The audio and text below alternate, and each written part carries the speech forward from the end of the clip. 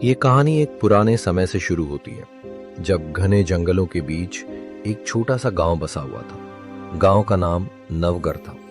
चारों तरफ हरे भरे पेड़, कल कल बहती नदी और खेतों में मेहनत करते किसान। देखने में गांव बेहद शांत और सुखी लगता था, मगर उसके ऊपर एक खौफनाक साया मंडराता रहता था। जंगल का शेर। वो शेर बहुत बड़ा और ताकतवर था।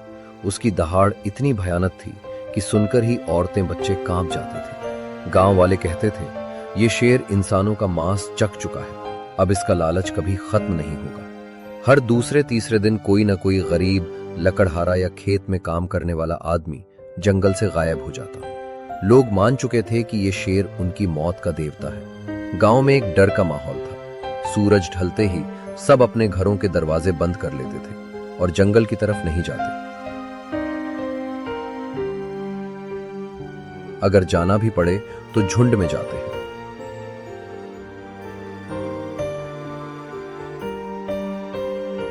उस गांव में एक लकड़हारा आदर्श रहता था। वो दुबला पतला, साधारण कपड़े पहनता और हाथ में कुल्हाड़ी लेकर रोज जंगल में लकड़ी काटने जाता। आदर्श बाकी गांव वालों से अलग था। वो शेर से डरता था, लेकिन उसका मानना था कि डर से अगर इंसान काम छोड़ दे तो जिंदगी कैसे चलेगी। उसकी पत्नी कई बार कहती, आदर्श, पागल हो गए हो क्या? सब लोग जंगल छोड़ चुके हैं और तुम रोज वहाँ चले जाते हो। अगर शेर ने देख लिया तो? आदर्श मुस्कुरा देता और कहता, शेर ताकतवर तो है, लेकिन अक्ल नहीं लगा पाता, और जो इंसान दिमाग लगाता है उसे कोई जानवर हरा नहीं सकता। धीरे धीरे हालात इतने बिगड़े कि गांव के बुजुर्गों ने पंचायत बुलाई। सब लोग इकट्ठा हुए और बोले, पूरा गांव खाली हो जाएगा, हमें कोई रास्ता निकालना होगा। किसी ने सुझाव दिया, हम सब मिलकर शेर को मार डालते हैं। लेकिन कोई तुरंत बोला, क्या तुमने कभी उसकी शक्ल देखी है? वो अकेले ही 10 लोगों पर भारी पड़ता है। कुछ लोग बोले, चलो गांव छोड़कर कहीं और चलें, मगर बुजुर्गों ने कहा, यह जमीन हमारे पूर्वजों की है, इसे छोड़कर कहां जाएंगे। बहुत बहस हुई, मगर कोई नतीजा नहीं निकला। गांव का माहौल और डरावना हो गया।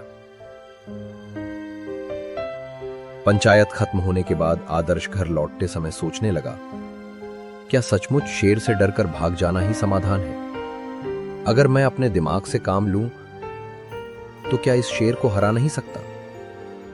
वो रात भर जागता रहा और एक योजना बनाने लगा। उसे पता था कि ताकत से शेर को हराना असंभव है, लेकिन उसकी मूर्खता ही उसकी सबसे बड़ी कमजोरी है। अगले दिन आदर्श हमेशा की तरह कुल्हाड़ी लेकर जंगल में गया कि आज उसका सामना शेर से हो सकता है। जैसे ही वो लकड़ी काट रहा था, अचानक झाड़ियों में खड़खड़ाहट हुई। पत्तों के बीच से सुनहरी आंखें चमकी और फिर गड़गड़ाने की आवाज के साथ शेर निकला। शेर दहाड़ा और बोला, ओ लकड़हारे, ये जंगल मेरा है। यहां का पेड़, यहां का शिकार, सब मेरा है। तूने हिम्मत कैसे की मेरे इलाके में कदम रखने की? आदर्श का दिल जोर जोर से धड़क रहा था, मगर उसके चेहरे पर डर नहीं था। उसने गहरी सांस ली और बोला, महाराज, आप सही कह रहे हैं, ये जंगल आपका है। मैं तो बस एक गरीब आदमी हूं, रोजगार के लिए यहां आता हूं, लेकिन अगर आप चाहे तो मैं आपके लिए काम कर सकता हूं। शेर चौंका और पूछा, काम कैसा काम? आदर्श ने कहा, मैं रोज रोज शिकार पकड़कर आपको दे सकता हूं। आपको मेहनत करने की जरूरत नहीं होगी, बस आप मुझे छोड़ दें। शेर ने सोचा, ये इंसान डरपोक नहीं लगता, मगर अगर ये सच में मेरे लिए शिकार लाए तो मुझे मेहनत नहीं करनी पड़ेगी। उसने सोचा और कहा,